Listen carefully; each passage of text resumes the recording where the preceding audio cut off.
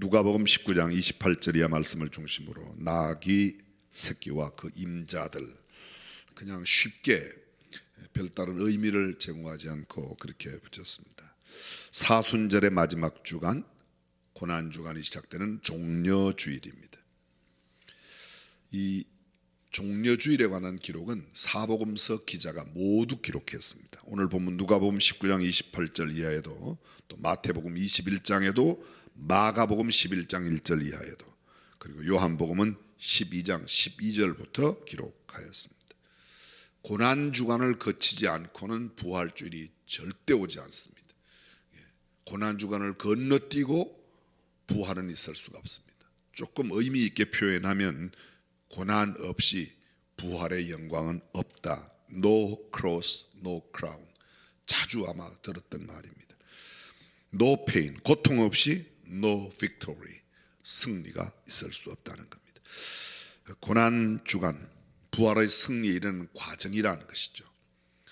다시 다른 말로 말하면 고난 자체가 어떤 의미가 있다기보다는 고난을 지남으로 부활을 맞이하게 되니까, 승리를 얻게 되니까 고난은 과정이지 결과가 아니라는 겁니다. 모든 그리스도인들은 그리스도 안에 부활의 산 소망을 갖고 살아가는 줄로 믿습니다. 그런데 이 고난 없이는 결코 부활이 없으니까 고난은 과정으로 생각해야 돼요. 우리가 코로나19가 생기면서 이 또한 지나가리라, 지나갈 겁니다. 또 세상의 질서가 변화될지라도 지나가는 일인데 어떻게 지혜롭게 지내느냐, 그렇지 못하느냐가 우리의 미래의 삶을 상당히 영향을 줄 수 있기 때문에 하나님께 지혜를 구하고, 또 이런 코로나19 가운데 하나님께서 담아놓으신, 아니 고난주간 속에 하나님께서 담아놓으신 그 뜻을 분명하게 깨닫고 아는 일, 정말 중요한 일이라고 믿습니다. 예수께서 십자가를 지시기 전 마지막 지킨 주일이고, 마지막 이 땅에서의 유월절을 드시면서 지킨 절기가 바로 이 종려주일입니다. 오늘 본문 28절은 이렇게 시작합니다. 예수께서 이 말씀을 하시고, 이 말씀, 바로 본문 직전에는 문화의 비유가 나옵니다. 문화의 비유. 시간 관계상 그 문화의 설명은 드리지 않겠지만, 열문화 남긴 사람과 한문화를 그대로 가지고 온 사람, 한문화를 그대로 가지고 온 사람은 주인에 대해서 오해했습니다. 주인은 심지 않은 데서 거둔다. 하나님을 알기는 아는데 자기 생각으로, 자기 기준으로 알고 있습니다. 그러나 열문화를 가져온 사람은 하나님께서 그에게 부여하신 그 책임에 대해서 다하여 열문화를 가지고 와 칭찬받았다는 이야기가 바로 오늘 본문 직전에 나오는 그런 이야기입니다. 그런데 그 말씀 끝내신 뒤에 예루살렘을 향하여 앞서서 가시더라. 이건 물리적인 위치뿐만 아니라 의도적으로, 적극적으로 예수님께서 예루살렘에 들어가셨음을 보여주고 있는 겁니다. 예수님은 십자가 죽음을 향하여 예루살렘으로 친히 들어가셨습니다. 하나님의 뜻을 이루기 위한 비장한 각오와 결심으로, 이 십자가를 피하지 않는 그런 결기 있는 마음으로 인류를 구속하시기 위한 예언의 성취를 위해서 의도적으로, 적극적으로 그 걸음을 내디디셨다는 겁니다. 쉽게 말하면 상을 받는 자리, 축복된 자리에 내가 몸을 던지는 것이 아니라 고난의 자리, 십자가에 내 자신을 못 박는 자리로 적극적으로 나를 몰아내셨습니다. 왜냐하면 그것이 하나님의 뜻을 이루는 일이었기 때문입니다. 그런데 예루살렘 성으로 앞서서 가시다가 오늘 성경 29절 감람원이라 하는 산의 벳박에, 감람은 우리가 알고 있는 감람산입니다. 올리브 나무들이 울창하게 있는 그 감람산 벳박에, 이 벳박이라는 말은 무화과의 집, 무화과의 촌, 그런 말이고, 그 다음 베다니 나옵니다.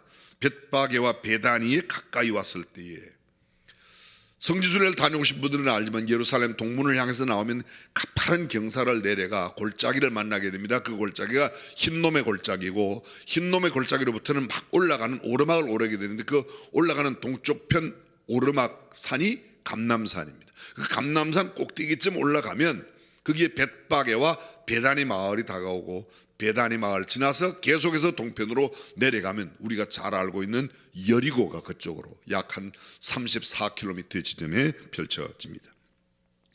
이 베다니로부터 예루살렘까지는 불과 한 3km밖에 되지 않은 가까운 거리에 있는데, 예수님은 마지막 보내셨던 이 고난 주간에 주일, 월요일, 화요일까지 그곳 베다니에서 보내셨습니다. 베다니는 벳이란 말은 집이란 뜻이고 안이라는 말은 괴로움, 고통, 아픔 그런 베다니, 벳엘 하나님의 집입니다. 벳에스다 자비의 집입니다. 벳아니, 베다니 이거는 괴로움의 집, 고통의 집. 마지막 고난 주간을 주님은 괴로움의 집에서 보내셨다는 것을 이야기하고 있습니다.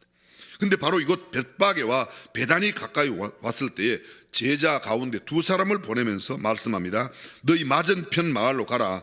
거리로 들어가면 아직 아무 사람도 타보지 않은 나귀 새끼에 매여 있는 것을 보리니 풀어 끌고 오너라. 마태복음과 마가복음에는 나귀와 나귀 새끼가 함께 매여 있다고 표현하고 있고 그것을 끌고 오라. 근데 누가는 굉장히 상세하게 기록하고 있습니다. 매여 있는 나귀 새끼를 풀어서 끌고 오라고. 만일 누가 너희에게 어찌하여 푸느냐 묻거든 주께서 쓰시겠다고 대답하라고 합니다. 보내심을 받은 두 제자들이 그곳에 가서 말씀하신 대로 그 나귀 새끼가 매여 있는 것을 보았습니다. 그리고 그 매여 있는 나귀 새끼를 풀 때에 그 임자들이 이르되 다른 성경에는 요 표현은 없습니다. 그냥 주가 쓰시겠다 하니 보냈더라. 그런데 누가는 특별히 임자들이라고 이 나귀 새끼가 한 사람의 소유가 아니라 적어도 2명 이상의 공동 소유했다는 사실을 구체적으로 짚고 있습니다.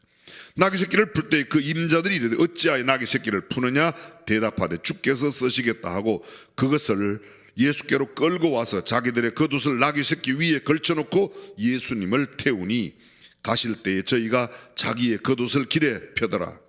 이미 감람산에서 내려가는 편까지 가까이 오심에 제자의 온 무리가 자기의 본 바 모든 능한 일을 인하여 기뻐하며 큰 소리로 하나님을 찬양하며 가로되 찬송하리로다. 주의 이름으로 오시는 이여 하늘에는 평화요 가장 높은 곳에는 영광이라고 표현합니다.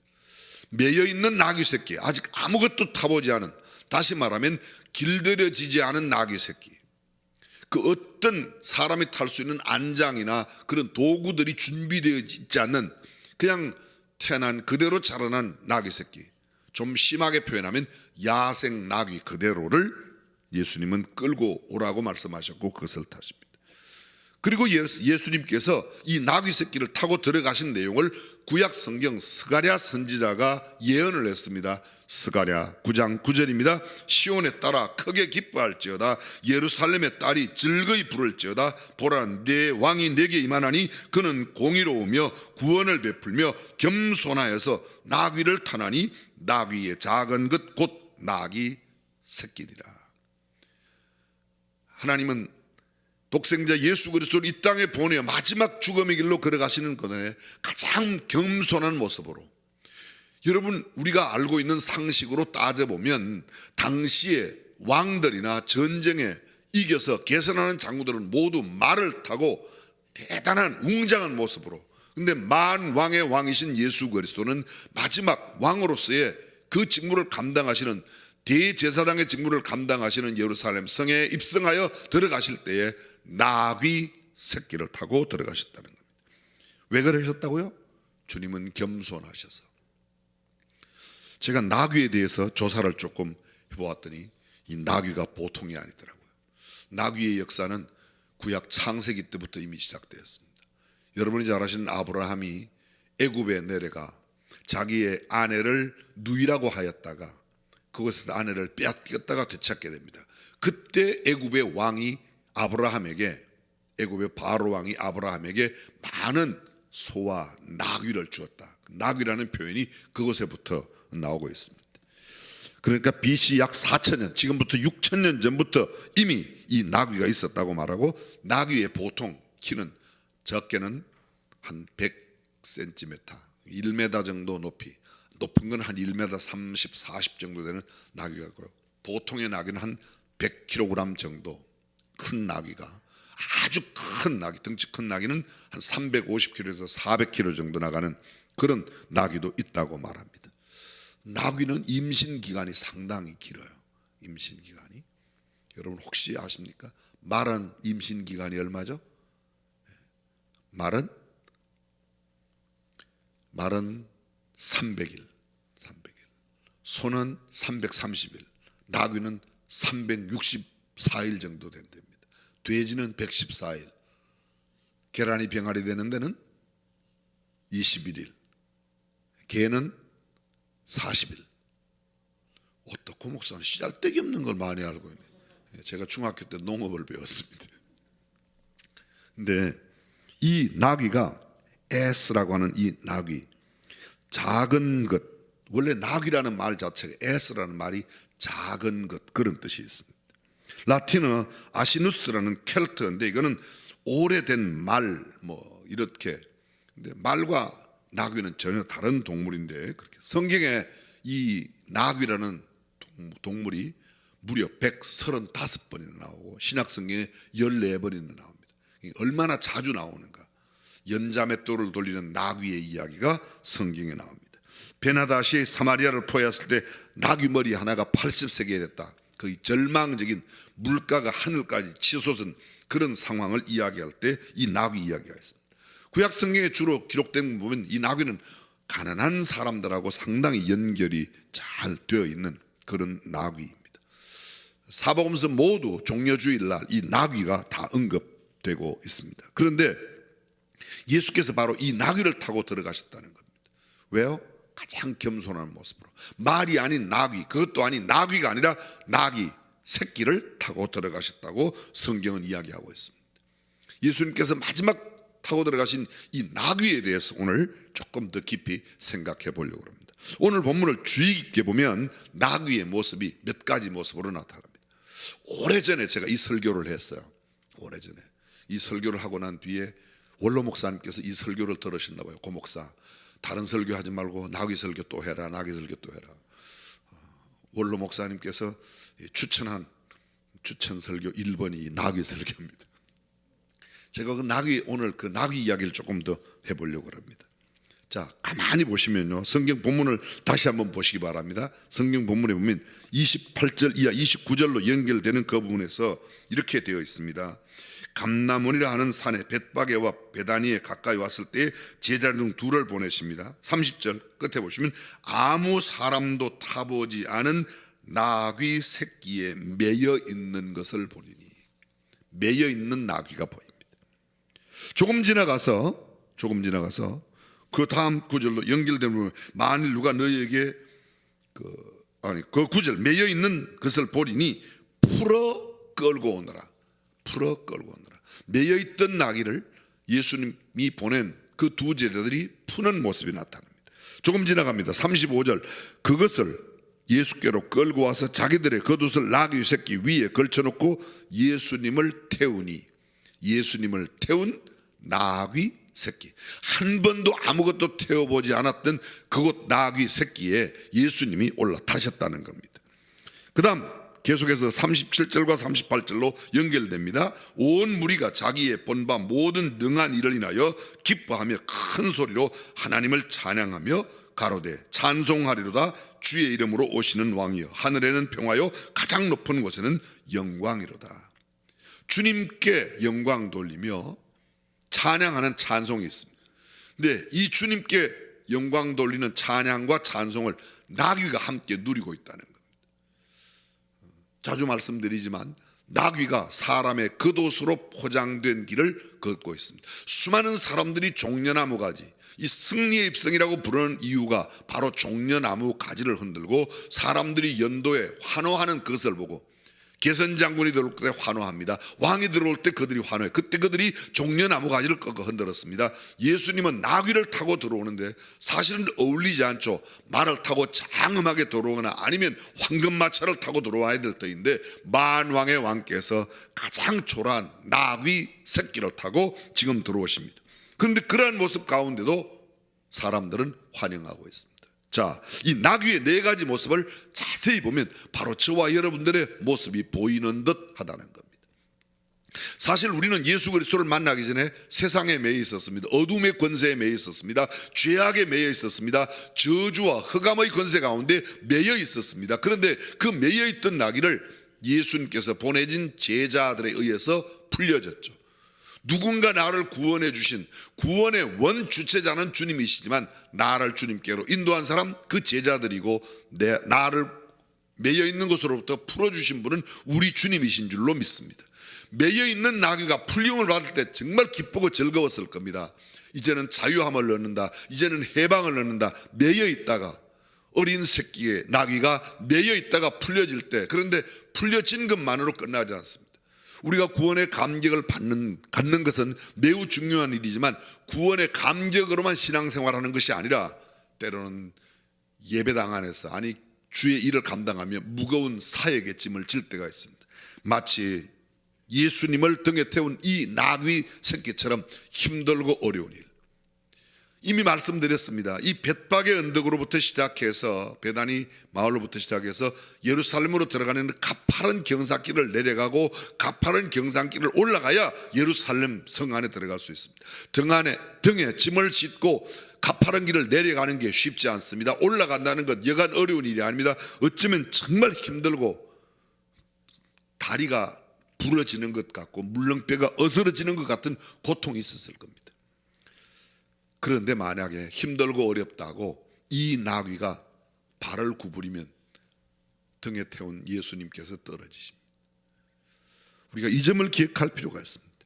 우리에게 주어진 일이 때로 힘들고 어려울 수 있습니다. 하나님께서 나를 어여삐하게 맡겨주신 것. 그런데 사실은 생각해보면 이 나귀는 만왕의 왕이신 예수님을 등에 태우는 가장 영광스러운 일을 감당하는데 이런 영광스럽지만 힘은 드는 거죠.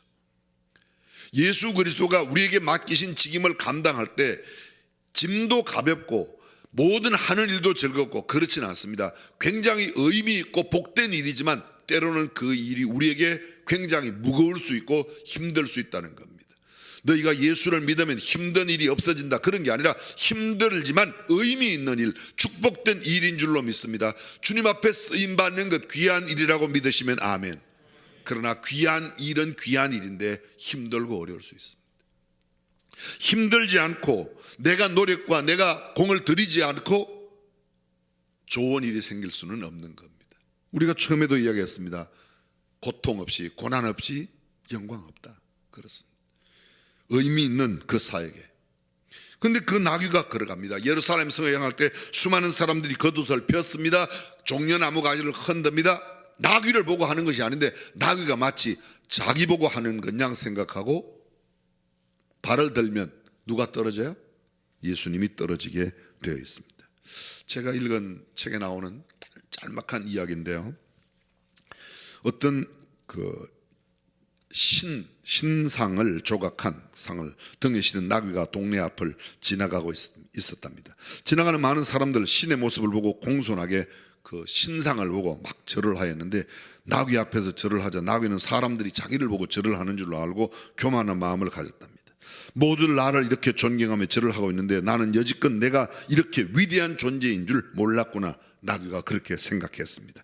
무척 지위가 높아 보이는 한 노인이 지나가다가 나귀를 보고 절을 했습니다. 주인보다 훨씬 훌륭해 보이는 어른이 절을 하는 것을 보자 나귀는 더욱 교만한 마음이 들었습니다. 아니 우리 주인보다 저 사람은 더 높은데 나를 보고 절을 한다. 자기를 보고 한 게 아니고 그 나귀가 갖고 있는 싣고 가고 있는 신상을 보고 절한 것인데 세상 사람들이 이처럼 나를 존경하는데 이 무거운 짐을 지고 다녀야 한단 말인가? 그때 주인이 회초리로 나귀의 엉덩이를 세차게 쳤습니다. 꾸물거리고 있던 나귀가 어서 가자고 재촉하는 그런 매였는데 더욱 약이 오른 나귀 앞발을 들고 벌떡 곤두서면서 난리를 부렸습니다. 그러자 그 주인이 몽둥이를 들고 그냥 그 나귀를 내리쳤습니다. 나귀가 심하게 맞았습니다. 그때 나귀만 친 것이 아니라 나귀에게 이 주인이 말을 하는 겁니다. 이 바보 같은 나귀 새끼야, 사람들이 너 보고 절하는 줄 아냐? 너 싣고 가는 저 신상 보고 절하는 거야. 보니까 자기 보고 절하는 게 아닙니다. 이 모습 가운데 우리가 이미 잘 알고 있는 이야기고 너무도 많이 들었습니다.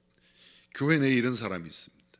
특히 교회 지도력을 가진 목사가 사람들이 목사님 하니까 지가 예수님인 줄 알고 그러잖아요. 여러분 이 이야기 들어보셨습니까? 어떤 목사님이 천국에 갔대요. 그랬더니 이렇게 예수님이 너 왔냐 이러고 악수만 하더래.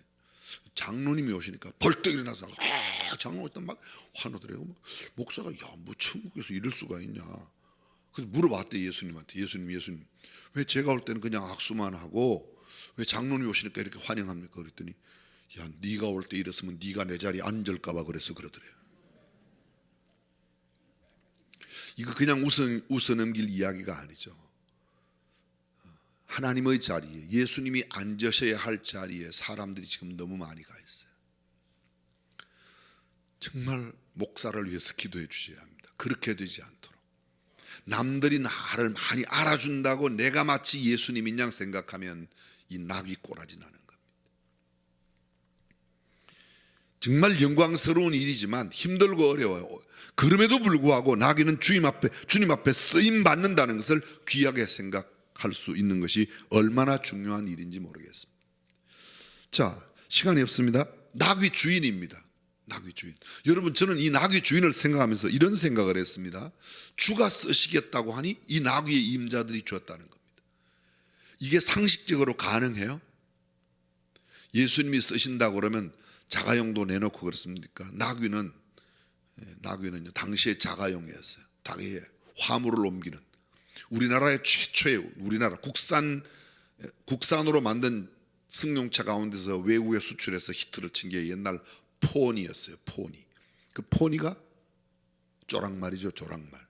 저는 그 포니 생각하면 성경에 있는 이 나귀가 자꾸 생각나요. 이 나귀 새끼는 한 번도 타보지 않은 겁니다. 포니 신차하고 똑같은 거예요. 조랑말 신차가 나왔어요. 여러분, 이 나귀를 쓸 때 영어를 쓰는 거 보면요, 영어에 당키도 있고 아까 S라고 하는데 S라고도 말하고요. 또 다른 영어가 에쿠스. 여러분 에쿠스 자동차 있죠. 그게 나귀란 말 뜻도 있어요. 나귀란 뜻도 있어요. 자꾸 하여간 이 운반하는 도구에는 상당히 동물과 승용차 이런 차와 이렇게 많이 연결되어 있는데 새 차야 이거. 아직 아무도 안 타본 그런 이 나귀 새끼를 예수님이 쓴다고 그러니까 나귀 임자들이 내놨단 말이죠. 여러분들이 새 차 빼왔는데 교회에서 목사가 전화 와가지고 한번 쓰겠다는 거예요. 내드릴 수 있어요? 그거 봐요. 금방 입이 확 다물어지지. 근데 이 나귀 임자들은 그냥 기꺼이 썼다는 겁니다. 저는 이게 미리 사전에 이야기가 돼 있었든지 적어도 그게 아니라면 이 나귀의 임자들은 주님이 쓰신다고 그러면 아무런 조건 없이 그냥 내어줄 수 있을 만큼의 신앙의 경지에 있었다는 겁니다. 주님은 하나님이시니까 다 아세요. 다 아세요. 그러나 나귀의 임자들 편에서는 그렇지는 않습니다. 그러나 그들의 마음속에 그들의 신앙 가운데는 적어도 한 가지의 특별한 결정이 있었어요. 주님이 쓰신다고 그러면 내어놓는다. 주님이 쓰신다고 그러면 주께 쓰임받는 일이 귀한 일이다. 할렐루야. 이 대목에 아멘 좀 하시길 바라요. 주님 앞에 쓰임받는 일이 귀한 일인 줄로 믿으시면 아멘. 정말 그렇습니까? 저는 가끔 신방하면서 이런 신방하면요, 목사님 오늘 이 집 짓고 목사님이 첫 손님이에요. 이 그릇 사고 첫 밥그릇으로 드립니다. 어떤 목사님이 전라도 광주에 부흥회를 가셨어요. 근데 부흥회를 가셨는데 교회에서는 호텔을 잡아주려고 했는데 그 교회 김 장로님인데 김모 장로님께서 목사님 그냥 저희 집에 오셨으면 좋겠습니다. 이분은 큰 대기업에서 은퇴하고 자기가 그 입에서 은퇴하면서 받은 퇴직금으로 목조 집을 아주 멋지게 근사하게 지었어요. 근데 아직 그 집에 아무도 들어가서 잔 적이 없는데 첫 손님으로 부흥사 오신 그 목사님을 모시겠다는 거예요. 그래서 그 집회 기간 동안 다 모시고 난 뒤에 목사님 오는데 집을 나오는데 그 장로님께서 봉투를 하나 주시더래요. 그래서 봉투에 뭐가 들었나 봤더니 얼마간의 여비하고 돈하고 편지가 들었더래요. 그런데 그 편지에 이렇게 쓰여 있더랍니다. 목사님께서 저희 집을 가장 먼저 사용해 주셔서 참 영광입니다. 너무 감사합니다. 아마 우리 교회 성도들도 그런 분들이 꽤 많이 있으리라고 믿습니다. 아직까지는 쓰라고 저한테 이야기는 안 했는데 하여간 있으리라고 믿어요. 쓰임받는 것을 귀하게 여긴다는 것이죠. 하나님 앞에 쓰임받는 것을. 우리가 보통 이거 뭐 이렇게 왜 내 새 차를 쓰려고 그러냐, 아니면 왜 내 집을 쓰려고 그러냐. 우리 집이 소그룹 모임으로, 우리 교회로 말하면 목장 모임으로, 그런 모임으로 쓰임 받는 것 자체를 귀하게 생각해요. 이 나귀의 임자들은 생활, 주님이 쓰신다 그러면 언제든지 내어놓는다. 그러니까 제자들하고 상관없어요. 제자들이 나귀를 풀어가는데 왜 그러냐, 왜 남의 나귀를 푸냐, 주가 쓰시겠다. 혼자 것이 아닙니다. 그들은 적어도 2사람 이상의 것입니다. 그럼에도 불구하고 그들은 주님 앞에 쓰임받는 것을 귀하게 여겼다는, 사랑하는 성도 여러분, 저와 여러분들이 주님 앞에 쓰임받는 것을 귀하게 여기며 살아가는 성도가 될 수 있기를 주님의 이름으로 축원합니다. 많은 사람들이 내가 얻기 위해서, 신앙생활에도 내가 복 받기 위해서, 내가 무언가 얻기 위해서, 내 지위를 얻고 내 명성을 얻고 내가 무슨 부유함을 얻기 위해서 신앙생활을 하는 게 아니라 주께 쓰임받는 것 자체가, 여러분 생각해 보십시오. 대통령이 여러분에게 직임을 맡겨서 장관 자리 해주세요. 그러면 좋아요, 안 좋아요? 아예 그런 일이 없으니까 잘 모르죠. 김진표 장관님은 혹시 잘 아시겠죠. 무슨 자리 하나 맡으세요.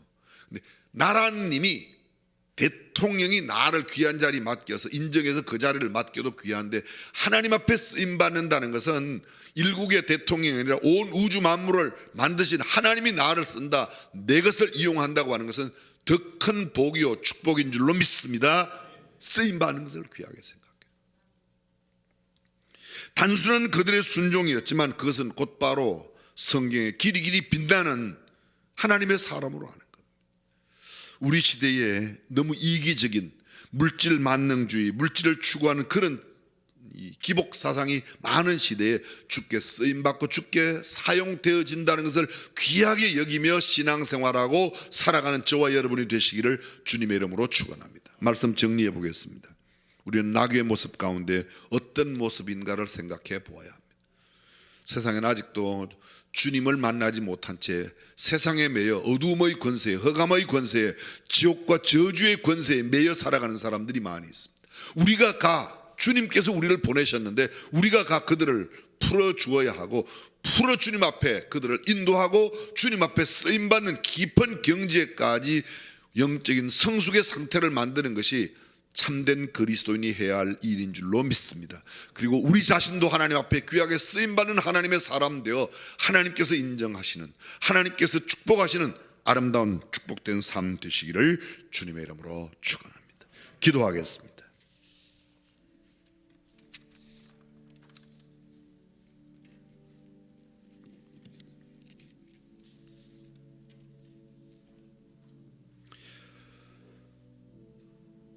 어쩌면 신앙생활이 하나의 장식품으로 되어 있는지도 모르겠습니다. 입술로는 하나님을 사랑한다고, 주님을 사랑한다고 고백하지만 현실적으로 내가 움켜잡고 있는 것이 너무 많아 주님 앞에 쓰임받는 것조차 힘들어하고 귀찮아하고 거부하고 있는지도 모르겠습니다. 이 시간 자신을 생각하면서 잠잠히, 곰곰이, 깊이 주님 앞에 한번 돌아보았으면 좋겠습니다.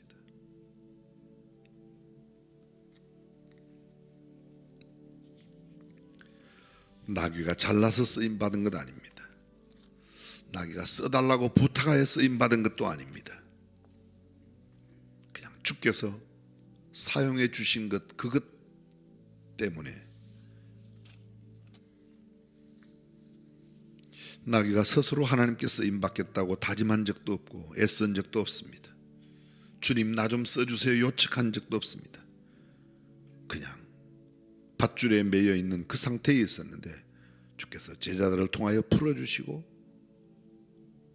그를 주께서 존귀하게 사용하셨으며, 그 나귀는 오늘도 우리에게 아름다운 본으로 성경책 속에 우리를 도전하고 있습니다. 주님께서 내가 너 좀 쓰겠다고 말씀하실 때 어린 나귀 새끼처럼 아무 힘없고 끌고 가는 대로 끌려갈 수밖에 없는 그런 존재이지만 주 앞에 쓰임받게 되면 얼마나 존귀한 일인지 모릅니다. 그렇습니다. 내 의지, 내 결심, 내 생각, 내 계산이 다 포기되어야 주님 앞에 쓰임받는 거죠. 나귀가 고집을 피우고 나는 안 가겠다고 그러면 주님의 축복된 자리에 설 수가 없을 겁니다.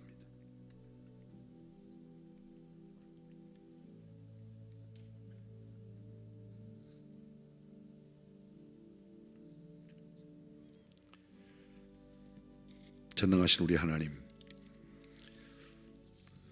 코로나19의 어려운 상황 가운데도 거룩한 종려주일에 저희들이 주님 앞에 예배합니다.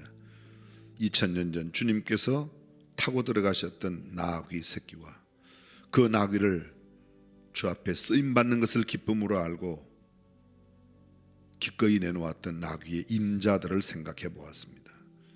한갓 머리의 이성으로만 생각하고 끝낼 것이 아니라 우리의 삶 속에도 주님 앞에 존귀하게 쓰임받는 귀한 역사가 있게 하여 주옵소서. 그것이 우리의 자랑이 되고 그것이 우리의 긍지가 되고 그것이 우리의 기쁨이 되고 그리고 주님과 함께 더불어 사는 것이 얼마나 귀한 일인 것을 우리의 삶에 큰 자긍심을 갖고 살아가는 성도가 되게 하여 주옵소서. 어지럽고 험난한 세상에 나가며 고난주간을 보내야 합니다. 하나님, 이 한 주간 동안에 주님의 고난을 깊이 묵상하고 우리도 짧게나마 적게나마 조금이라도 주님의 고난에 동참하며 주님의 영광스러운 부활을 맞이할 수 있도록 역사하여 주옵소서. 이제는 우리 주 예수 그리스도의 은혜와 하나님의 무한하신 사랑과 성령님의 감동 감화 교통 충만하심이 오늘 종려주일 주님께 예배드리는 모든 성도들, 특별히 어려운 가운데에도 영상으로 SNS로 인터넷을 통하여 예배드리는 성도들, 주께서 이제로부터 영원토록 함께 계시기를 간절히 축원하옵나이다. 아멘.